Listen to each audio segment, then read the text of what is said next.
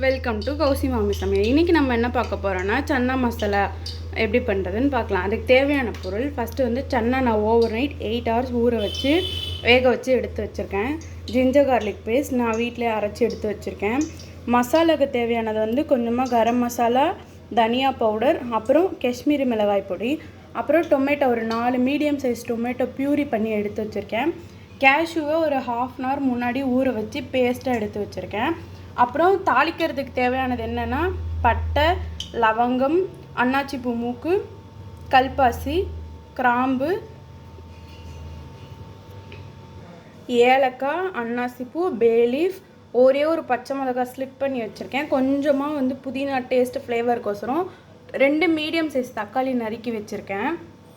வாங்க பார்க்கலாம். ஒரு கடாய் எடுத்து அதை ஹீட் பண்ணி வச்சுருக்கேன். கடாய் நல்லா ஹீட் ஆனது நம்ம எடுத்து வச்சுருக்க மசாலா பொருள் எல்லாத்தையும் இதில் ஆட் பண்ணிக்கலாம். தாளிக்கிறதுக்கு தேவையானது எல்லாத்தையும் ஆட் பண்ணிவிட்டு லிட்டில் பிட் கலர் மாறணும். இந்த பாருங்கள், கலர் மாறிடுதா? ஸோ அடுத்தது பச்சை மிளகாய் ஆட் பண்ணிக்கலாம். அப்புறம்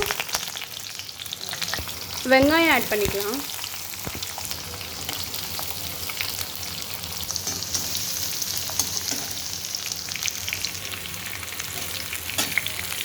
வெங்காயம் நல்லா வதங்கணும்.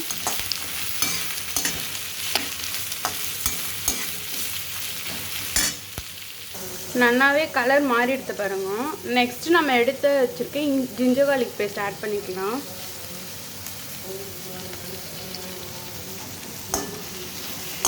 ஜிஞ்சர் கார்லிக் பேஸ்ட் நீங்கள் நிறைய போட்டால் மசாலா வாசனை நிறைய வரும், அதனால் தேவைக்கேற்ற மாதிரி ஆட் பண்ணிக்கோங்க.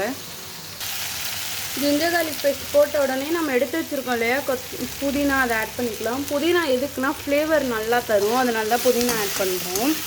இதை நல்லா ஒரு வதக்கிட்டு அடுத்தது நம்ம எடுத்து வச்சுருக்க டொமேட்டோ பியூரி ஆட் பண்ணிக்கலாம். நான் வந்து 4 மீடியம் சைஸ் டொமேட்டோவை பேஸ்ட் பண்ணி எடுத்து வச்சுருக்கேன்.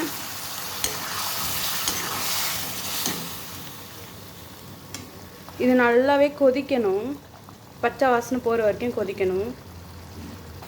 நல்லாவே கொதித்து சுண்டி போயிடுது, ஸ்மெல்லும் சூப்பராக வருது. ஸோ இப்போ இந்த ஸ்டேஜில் நம்ம எடுத்து வச்சுருக்க மசாலா ஐட்டம்லாம் ஆட் பண்ணிக்கலாம்.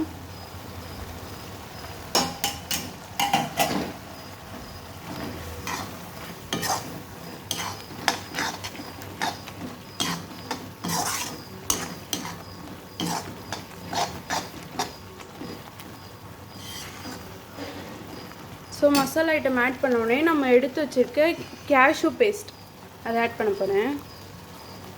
கேஷ்யூ பேஸ்ட் எதுக்குன்னா நமக்கு வந்து கிரேவி வந்து திக்னஸ் தரும், ப்ளஸ் வந்து டேஸ்ட்டு நல்லா இருக்கும். நான் வந்து ஒரு 10 கேஷ்யூ தான் ஊற வச்சு போட்டிருந்தேன். இது நல்லா சுண்டணும். சுண்டினதுக்கப்புறம் நம்ம வேக வச்சு வச்சுருக்க சன்னாவை ஆட் பண்ணிக்கலாம். இந்த ஸ்டேஜில் நான் உப்பு ஒரு ஸ்பூன் ஆட் பண்ணிக்கிறேன்.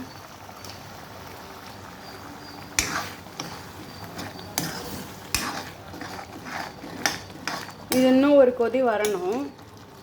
நான் கொஞ்சமாக தண்ணி ஆட் பண்ணியிருக்கேன், ஏன்னா வந்து ரொம்ப திக் பேஸ்ட்டாக ஆனதுக்கப்புறம் அடி போக்கற ஆரம்பிச்சிருவோம், அதனால நான் வந்து தண்ணி கொஞ்சமாக ஆட் பண்ணியிருக்கேன்.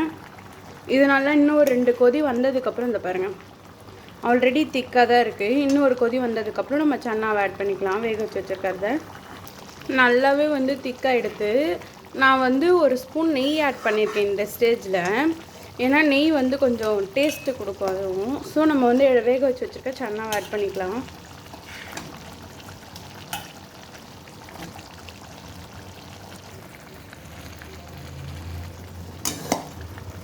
இந்த பாருங்கள், நான் எடுத்து வேக வச்சுருக்க 200 grams சன்னாவை ஃபுல்லாகவே போட்டுட்டேன்.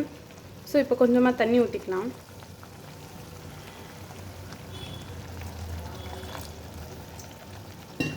நல்லா கொதிக்கணும்.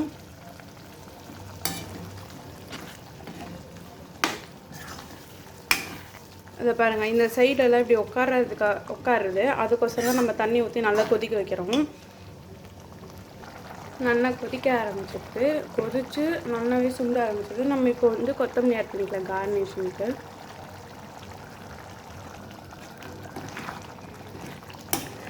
அவ்வளோதான், home style chana masala ready ஆகிடுது. தேங்க்யூ ஃபார் வாட்சிங்.